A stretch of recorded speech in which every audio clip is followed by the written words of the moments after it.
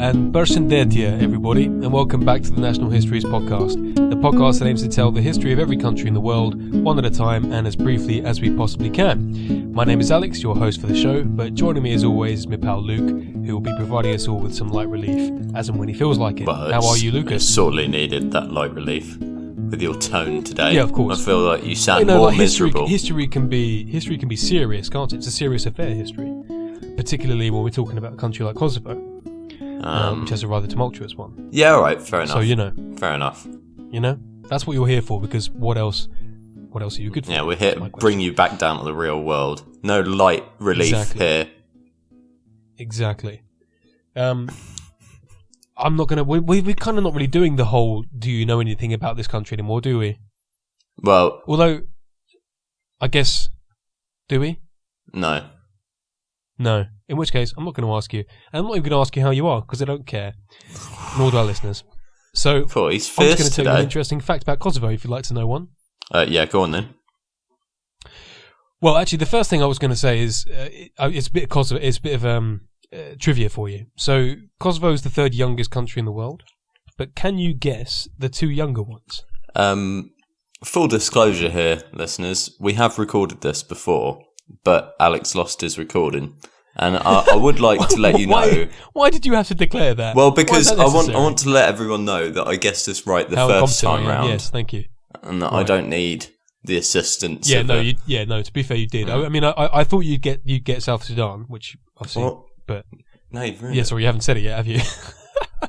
You're a rubbish quiz host. I hope you know that. I know. Oh well, thankfully we're not doing a quizzing podcast. Does that even exist? Should we do it? Well, not you, obviously. What? You'd be terrible, but a quizzing podcast. Yeah. Well, we actually could, couldn't we? We could do like interesting quizzes about we could just do geography rounds. Well, yeah, geography rounds. Get in contact with national history rounds. Someone who does like a fashion podcast. They do the fashion round. Well, yeah, or just like general national history rounds. Like, I don't know. I can't even think of like an example. Although there are probably millions that we could come up with. Anyway, the other one's Bougainville.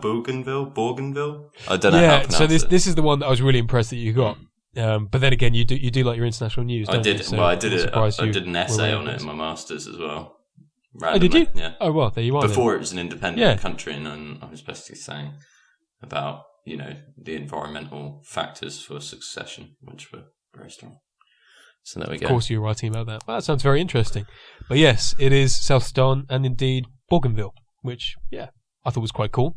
Bougainville as recently as 2019, their independence was declared. So there we are. So moving on to Kosovo, and I found this a little bit amusing, but apparently some relatively common names for young boys in Kosovo include Tony Blur and Tony Blur, and I might be mispronouncing those, but something along those lines. And obviously these are after British Prime Minister Tony Blair, which is a nod to his support for the NATO bombing campaign against Yugoslav forces in 1990, which is a bit of a spoiler alert if you don't know anything about Kosovan history, but I think for most of you, you'll be aware that happened. And also, wasn't it 1999? The bombing campaign wasn't in 1990 anyway, it was in 1999, so that's a typo. Apologies for that. Although he doesn't have a statue in the capital, unlike one Bill Clinton, who has one that stands at like 3 meters or something in Pristina. So there we are. I don't know. I just thought that was quite funny. I can't decide which is better. To have a whole generation of people named after you, or to have a statue. Yeah, well, I mean, a very small minority, I would imagine, not a whole generation. No, it's an entire generation. The way you said that, I think I'd prefer that personally for my legacy. Yeah.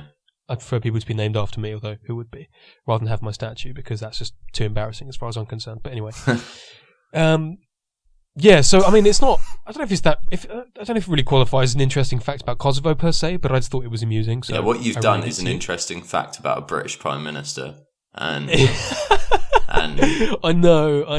I've kind of turned it onto us, haven't I? Which I apologise for. And I apologise in particular to my friend Nita Purkazi, who hails from Kosovo and lives in Pristina.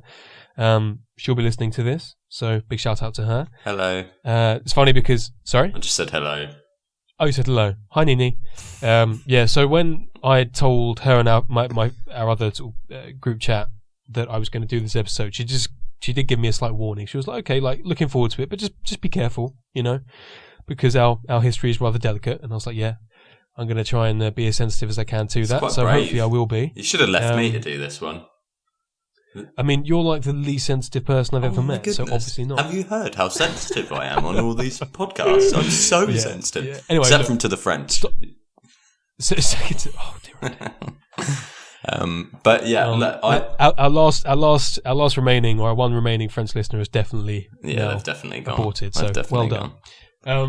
Okay, so enough of all that. Let's move on to a little bit of geography before we get on to some history, eh? All right. So Kosovo is the landlocked country in the centre of the Balkans, and indeed its smallest nation, and it borders Serbia to the north and east, North Macedonia to the southeast, Albania to the southwest, and Montenegro to the west. Now it has some pretty diverse landscapes and a varied climate, but its two main basins, being the Kosovo Plain in the east and the Metohija to the west, are separated by a range of hills running north to south. And that's all I'm going to say on that. Pretty easy, pretty simple. Nice. So, moving on to history, and during the Neolithic Age, Kosovo lay within the area of various cultures, including the Vinkaterdas, the Sarajevo, and the Bardan cultures, which were characterized by Balkan black and grey pottery. Now, in classical antiquity, the area of Kosovo was part of Dardania. So the name Dardania comes from the Dardani tribe, who lived in the region and formed the kingdom of Dardania in the 4th century BC. Now, they became one of the most powerful Illyrian states of their time under their king Bardalis, who led his armies in successful wars against the Macedonians and Molossians several times, thus extending his rule over Upper Macedonia.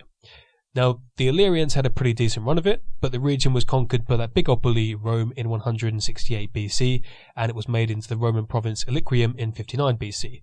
Though over the course of the preceding centuries it will be divided up and incorporated into other smaller provinces, and obviously during this time the Romans colonised the region and founded several cities. And also several of their best emperors came from Illyricum as well. Indeed they did. So things ticked along until the Hunnic invasions into the Balkans in the mid-5th century, which were the first so-called barbarian invasions to actually take Eastern Roman fortifications and cities. Now, it's actually unlikely that the Hunnic invasions ever made it into Kosovo itself, but since much of the economic hinterland had been devastated, Kosovo was affected for centuries nonetheless. Mm-hmm. Then, Justinian I, who assumed the throne of the Byzantine Empire in 527 AD, oversaw a period of Byzantine expansion into the former Roman territories and reabsorbed the area of Kosovo into the empire. So, some 20 years later, things were to change again as the Slavs, who are thought to be the ancestors of the Serb and Croat ethnic groups, obviously, raided the territory of Kosovo and elsewhere in Byzantium. Now, according to contemporaneous sources such as Procopius, the Slavs pillaged the whole Balkans and enslaved the native population before finally assimilating it, although we do have to take these sources with a pinch of salt, as well you know. Mm-hmm. And other sources also refer to the Plague of Justinian, or the First Bubonic Plague, which killed millions of native Balkan people and sort of opened the door for the Slavs to come in and do a bit of raiding and settling. Lovely job. Nice. So, anywho, moving us along to when the region of Kosovo was incorporated into the Bulgarian Empire in the mid-9th century during the reign of Khan Presian, which ushered in a period of Christianization.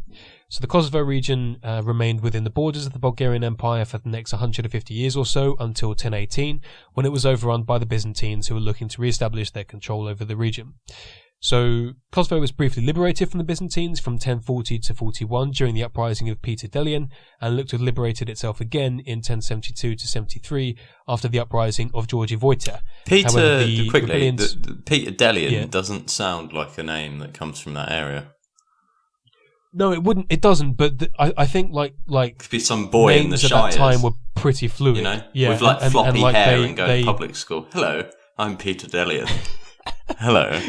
Yeah, I know what you mean. There's another kind of instance of this I'm going to come to in a minute. But I think because language and ethnicity at that time was pretty fluid still. So you would find people with names from all sorts of different parts of the world, and the Kosovo basin itself was pretty diverse. Yeah, of course. Hence you would have quite a sort of admixture of names. Anywho, so the rebellions were defeated finally, and Byzantine rule was reimposed in the 11th and 12th centuries. However, by the late 12th century, Byzantium was well into its decline.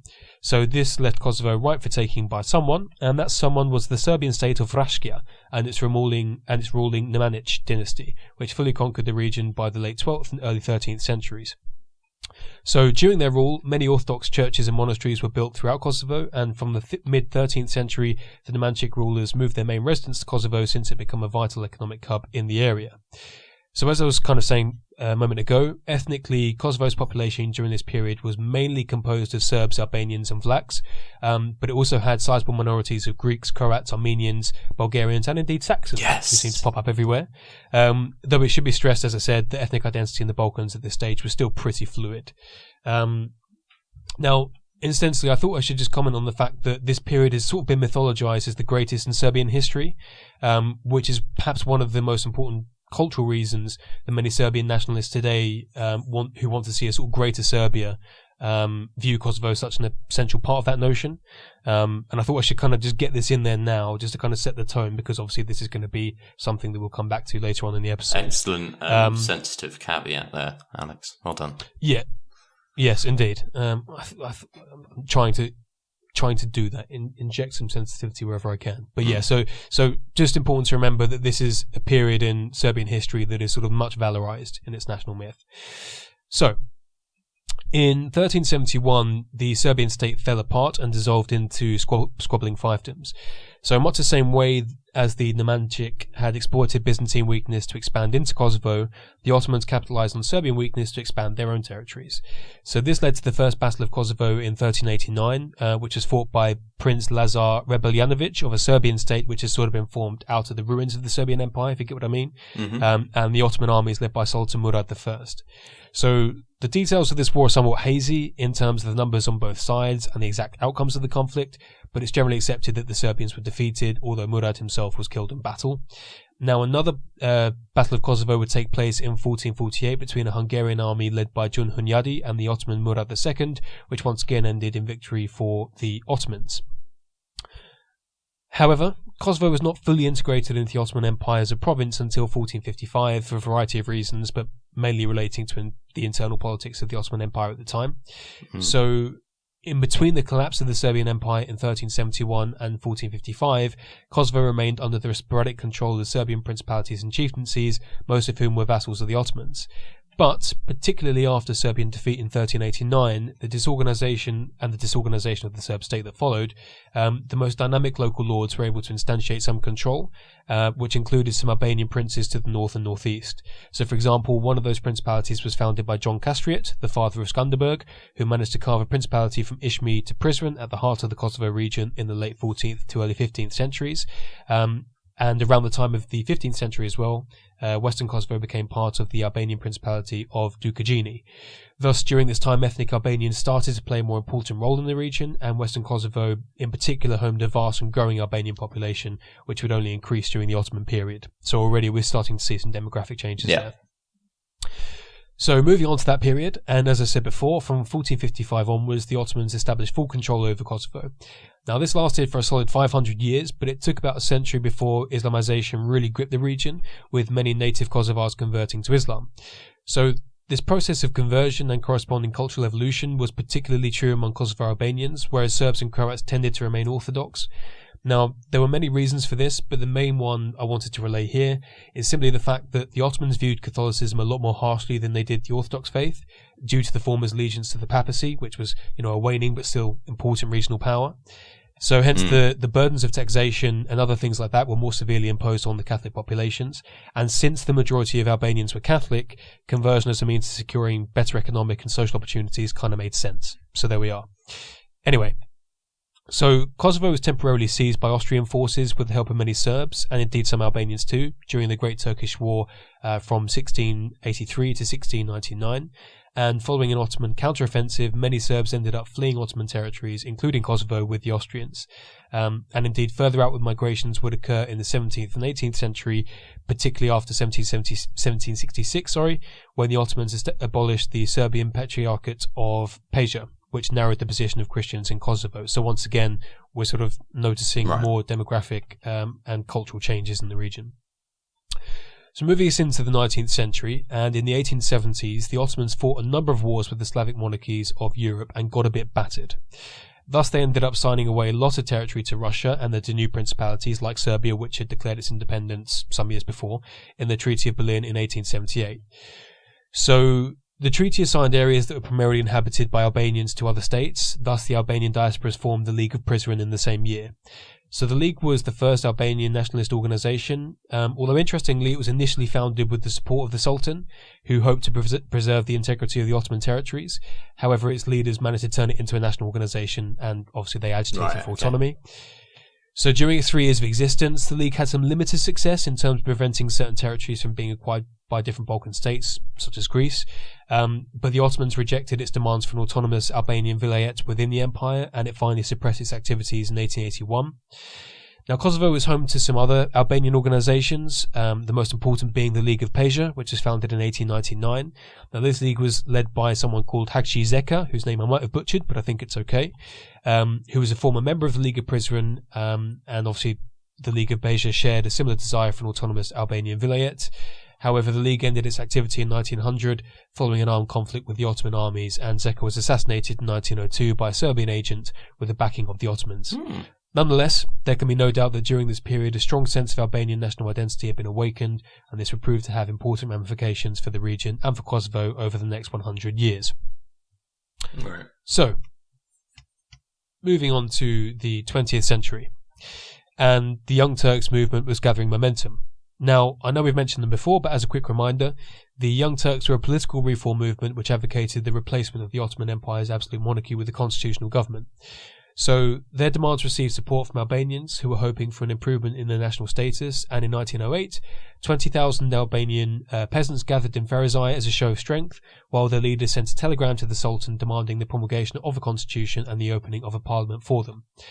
Now, in the same year, the Sultan acceded to the demands of the Young Turks and reinstated the Ottoman Constitution of 1878, which ushered in the second constitutional era and a return to multi-party democracy. However, the Albanians did not receive any of the benefits promised to them by the movement, such as recognition of their language and greater autonomy for the majority Albanian areas, and so in 1909 there was an armed uprising led by Kosovo Albanian Highlanders. Now, although this was ultimately unsuccessful, another Albanian rebellion in 1910 dealt serious blows to the Turkish army, so that when the Albanians rebelled once more in 1912, the Ottomans were pretty beleaguered. So the Balkan League, which included Serbia, Greece, Bulgaria and Montenegro, seized an Ottoman weakness and began the First Balkan War. So the war was a resounding victory for the League, and the Ottomans lost the majority of their European territories, including Kosovo, which was quickly annexed by, guess who, Serbia. Right. So predictably, the Kosovo Albanians were not happy about this, since the majority of them wanted to unify with the Republic of Albania, which had declared independence in 1912. So they organised a resistance under the leadership of Isa Bolatini, who was, as a point of interest, a vital member of the 1910 and 1912 Albanian rebellions. So the Serbians managed to repress the uprising, often using violent measures to do so, but the resistance continued sporadically over the coming years. Now, Serbia lost control of Kosovo briefly in 1915 following its occupation by Austria-Hungary and Bulgaria, but this ended when Kosovo was incorporated into the new kingdom of Serbs, Croats and Slovenes as a province of Serbia following the advance of Serbian forces in 1918, which incidentally forced thousands of Kosovo Albanians to flee to Turkey. So the new government, which was based in Belgrade, aided the migration of Serb and Montenegrin colonists into Kosovo despite resistance from Kosovo Albanians. Now, once again, this changed the demographic composition of Kosovo, though it's estimated that the ethnic Albanians still constituted a majority come the end of the interwar period. Right. So, you with me so far? Yeah, I think so. Yeah, it's pretty detailed. I'm liking this. So now we move on to the Second World War, and during it, Kosovo was united with neighbouring Albania under the control of the Italians following the occupation of Yugoslavia by the Axis powers in 1941.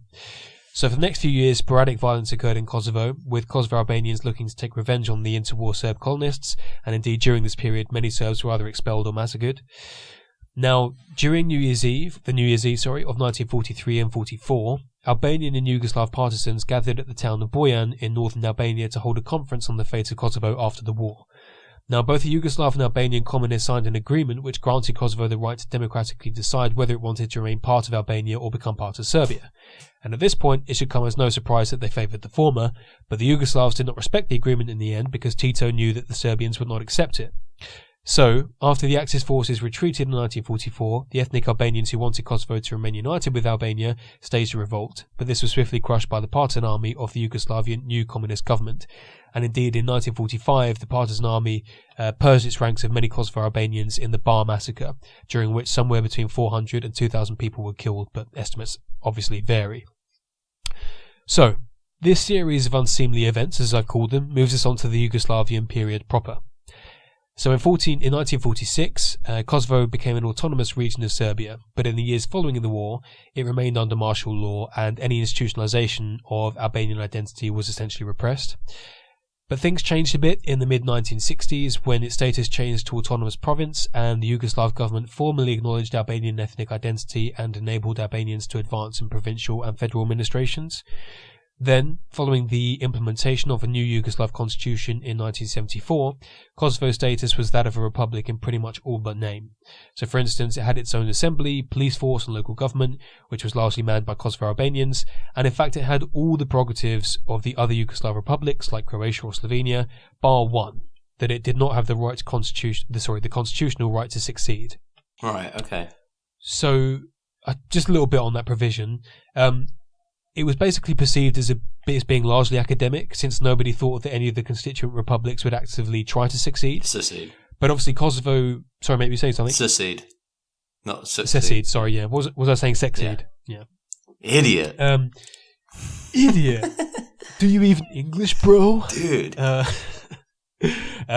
Yeah, so obviously Kosovo was a bit different to the other members for reasons that should be relatively clear by now, but I'll just go over them again. Since Kosovo Albanians were a large non-Slav minority in the so-called land of the South Slavs, and since it resisted incorporation into Serbia and Yugoslavia in 1912, 18 and again in 44, the Yugoslav leadership figured it was best not to give them the option to secede, since they would probably take it, obviously. Makes sense. So, was there still an appetite to unify with Albania then, and that's why they didn't do it? Yes and no. I think in the 70s and 80s, the appetite for that sort of dipped because Albania was quite a rigid Stalinist regime and was comparatively poorer than Kosovo, even though Kosovo was not especially wealthy at the time and still is not. Right. So yeah, I think the appetite for it was not actually as intense at this point than it was, say, in the 30 or 40 years prior. But obviously, a significant minority still would have wanted it. Yeah. Okay. So yeah. This was all essentially Tito's way of trying to satisfy Kosovo Albanian nationalism whilst also appeasing the Serbs. And since he had faced an eruption of Croatian nationalism in 1971, more internal strife is not what he needed. So staying on Tito for a second, it should be noted that while the 1974 constitution gave the six republics and Serbia's provinces significant theoretical autonomy, Tito essentially remained the final arbiter of the land, as I'm sure you know. And indeed, while he was alive, things were sort of stable and secure enough. But after he died in 1980, things began to change, with local politicians sort of putting that theoretical autonomy into practice. So in Kosovo, this led to renewed calls for its status to become that of a bona fide republic, and in 1981, students took to the streets of Pristina to demand it. However, it was not only the Kosovo Albanians who were unhappy. So the Serbian population in Kosovo, who were predominantly in the north, and at this point their numbers sort of stood below 10%, essentially felt abandoned by the Yugoslav government and claimed that the local Kosovo administration was persecuting them. Now, in addition, Serbs in Serbia proper were also frustrated by Kosovo's constitutional status, which effectively allowed Kosovo to have a say in how Serbia was run, but not the other way around, in a sort of weird turn of events. Well, I mean, it being slightly hyperbolic, but basically because Kosovo had a representative in the... I forget what the name of it was, but it was the Council of Presidents, something like that, right? Because they had a representative, they could essentially vote against Serbia on federal policy, right? And although Serbia could do the same at the federal level, it didn't have a say in how Kosovo was run. If you see what I mean, right? I get you, yeah. But and obviously because Serbia still technically viewed it, and it still technically was a province of Serbia, they thought, well, hang on, how is it that one of our provinces essentially has entire autonomy in terms of how it's run domestically or internally, but can also then have a say in how the federation is run, if you see what I mean. Yeah, I get you. That's kind of how they saw it. So with this in mind, Serbian intellectuals began whipping up nationalist and xenophobic sentiments.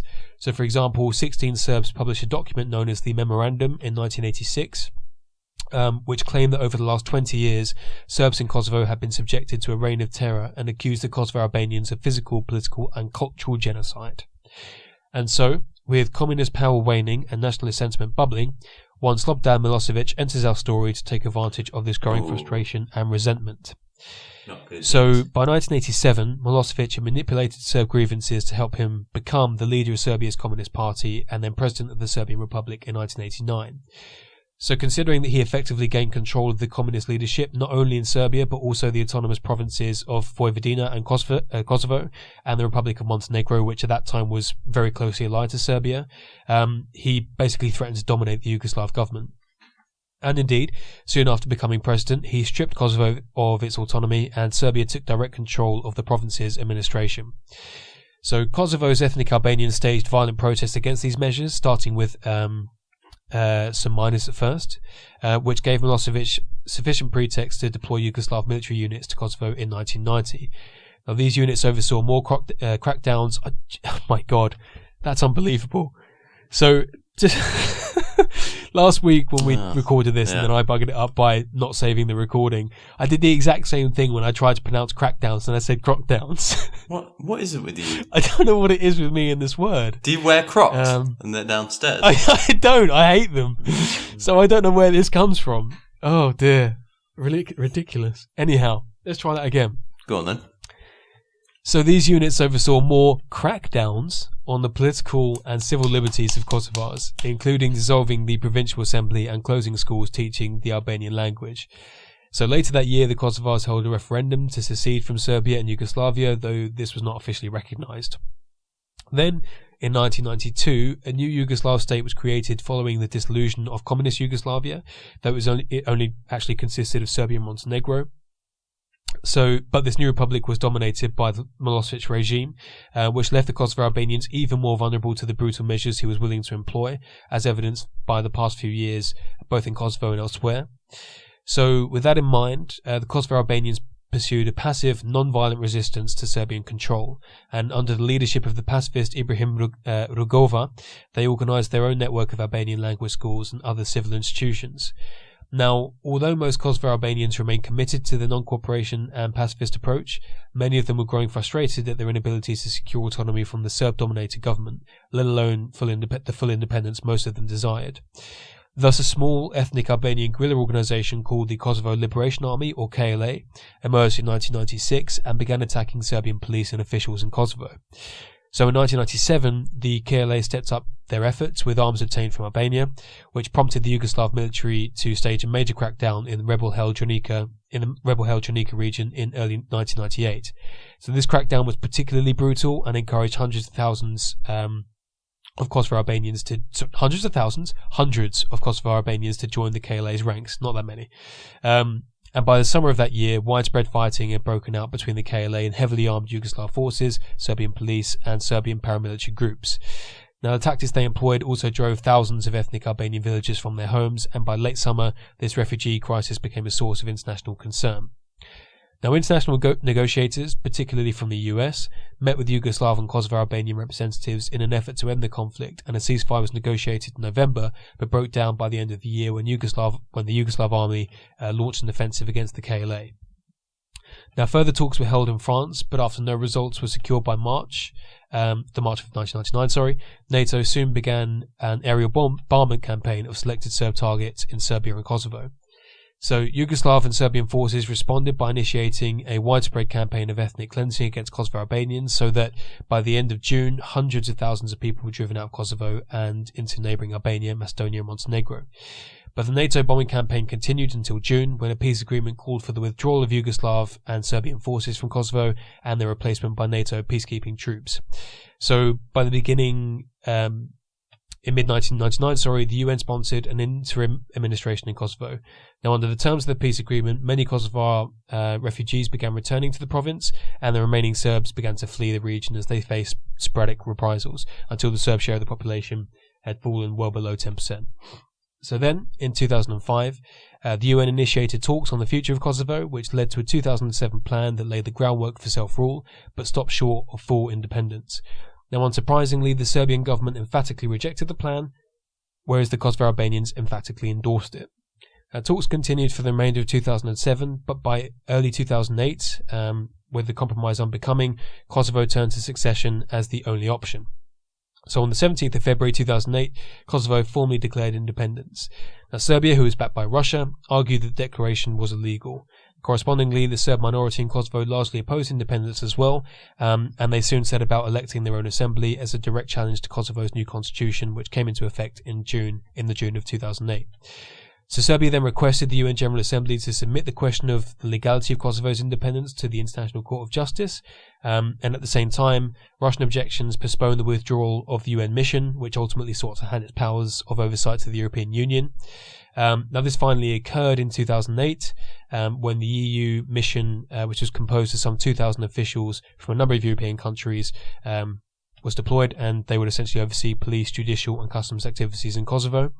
Now in the November of 2009, Kosovo held its first election since independence, and international observers determined that the process was peaceful and for the most part fair, although many of the remaining Serbs refused to participate.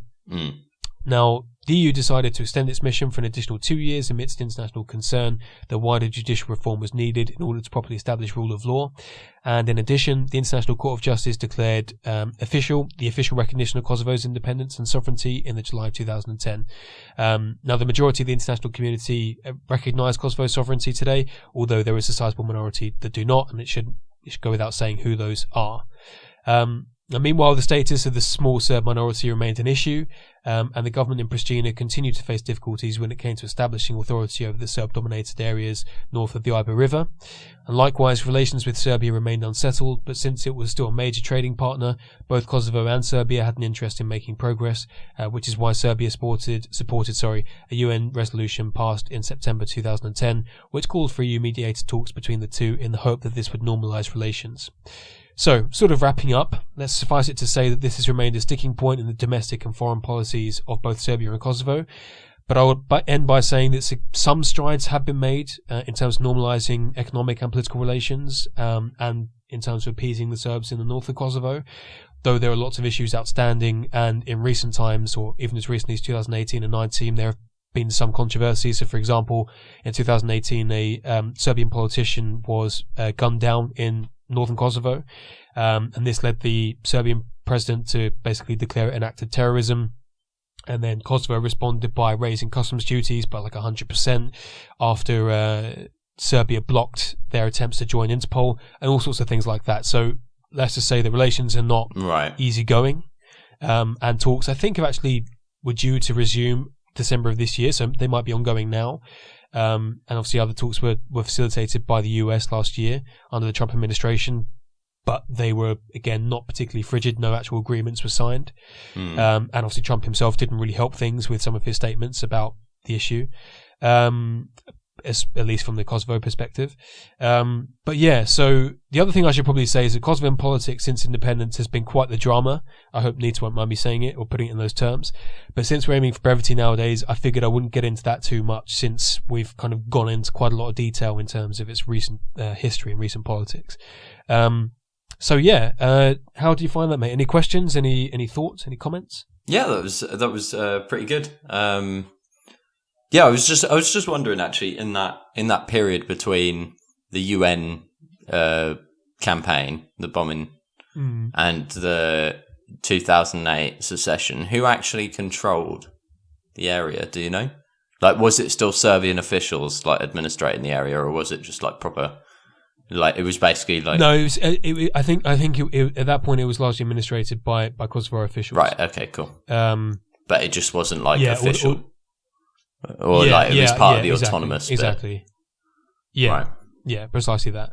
But I don't think it was particularly centralised. But I could be wrong there. So don't hold me to it. I might be a little bit inaccurate. I won't hold you to it. Usually when I ask you these questions, I think, he's going to come out with some bluster. That's really mean. I don't know. I think what I said is true. I think it is. Okay. I hope so, cool. at least. But if not, I'll ask Nita to get in touch with us and set us straight. Set you straight. Yeah. I was tempted to give her a call or a message and just say, can you tell me what's been going on? But I thought, didn't want to spoil anything for her. I'm hoping she's enjoyed it. And any other Kosovars listening have enjoyed it and think I've done the whole story or the whole narrative justice. And like she said, it is a difficult one to tell, because as any returning listener will know, we, as we always say, try and remain sort of objective and try not to take sides on issues. But I guess the very fact that we've done an episode on Kosovo gives you an idea as to what we think of its claim to sovereignty, which is beyond dispute now since the ICC declared it to be so. But yeah, so I think it did an okay job of it, and dealt with all these sensitive topics appropriately. But it is inherently a very difficult one because obviously it's recent, it's still fresh, and as I said, the talks with Serbia are ongoing. And in terms of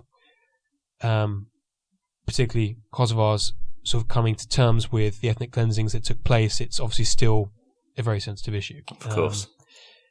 Yeah, but it's it's fascinating. I have to say that I think Balkan history is really interesting. I mean, it's difficult to get to grips with because of how fluid the borders have been, and the sort of dispersion of ethnic groups. But it is very, very fascinating, I think. I still think that,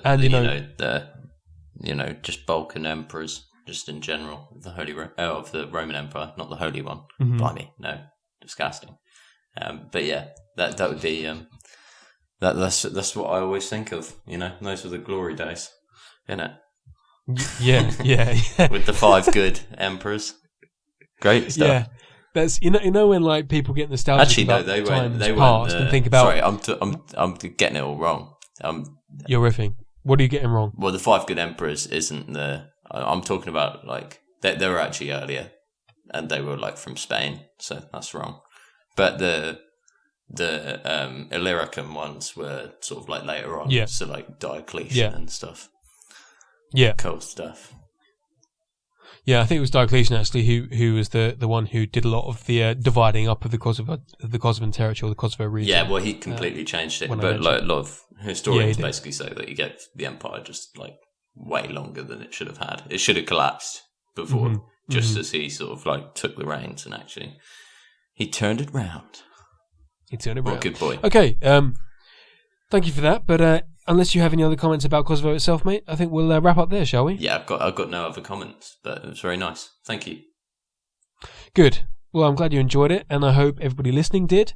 As usual, check us out on our social media pages. Subscribe. We post lots of good content, particularly on Instagram. And do get in touch if you have any questions or queries or anything like that. What was that? Just subscribe and give us ratings on Apple Podcasts. Just subscribe and give us a rating, exactly. Because that puts us up. We're close to 1,000 listeners now, which is great. Yeah. I guess it'd be nice to get there before Christmas. Be really nice. And then we're gonna really make some effort to kind of expand in the new year. Yeah. I guess something like that. It's our New Year's resolution to make this a super to become the biggest history podcast in the world, even bigger than Dan Snow. Oh, don't say that. I didn't want to take it away from Dan Snow. No, I guess we don't, do we? We want to be. All we his want is ideally subject. in a couple of years' time or so to be invited on Dan Snow's podcast to talk about or his history hit thing. No, what do they call it? Yeah, it's History Hit. No, it's Dan Snow's History Hit. Is it called History Hit TV? Yeah. Oh, he's got History Hit TV. Yeah. His streaming service, and where he would pay us. I've got a subscription to it still. That'd be ideal though, where he could pay us in order to go to every single country in the world. Oh my god! And then that's a brilliant idea. And then do it in documentary format. Oh well, yeah. Go to specific sites. Well, that'd be the dream.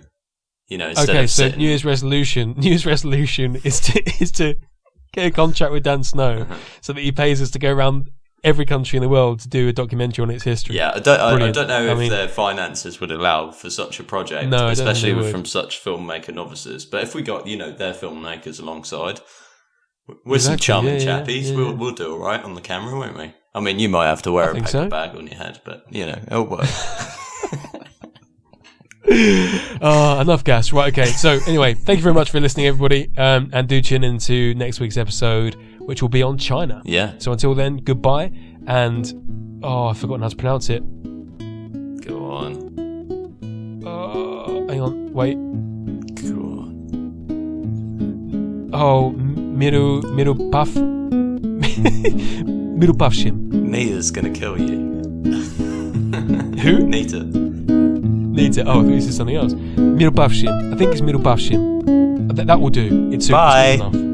Bye bye.